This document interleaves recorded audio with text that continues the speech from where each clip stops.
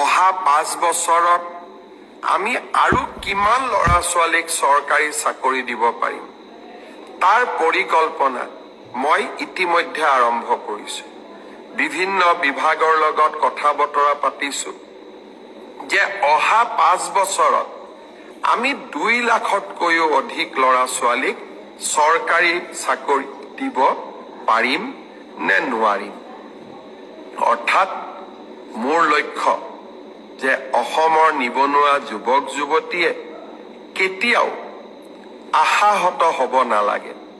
তেখেতসকলৰ আশাবোৰ পূৰ্ণ কৰাৰ বাবে আমি আমাৰ আকাংক্ষিত লক্ষ্য যি আমি সন্মুখত ৰাখিছিলো সেই পথেৰে আমি কাম কৰি গৈ থাকিম।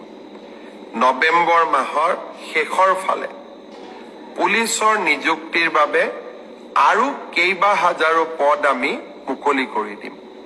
আজি যিসকলে পুলিচত চাকৰি মই অনুৰোধ কৰিম নৱেম্বৰত আপোনালোকে আকৌ আবেদন কৰিব যাতে আপোনালোকৰ আশাবিলাক আমি বাস্তৱত ৰূপায়ণ কৰিব পাৰোঁ।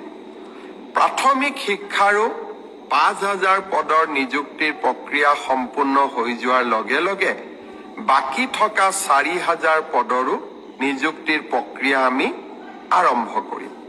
অৰ্থাৎ অসমৰ যুৱক যুৱতীৰ সপোনবিলাক পূৰণ কৰিবলৈ আমি আমাৰ প্ৰচেষ্টা অব্যাহত ৰাখিম।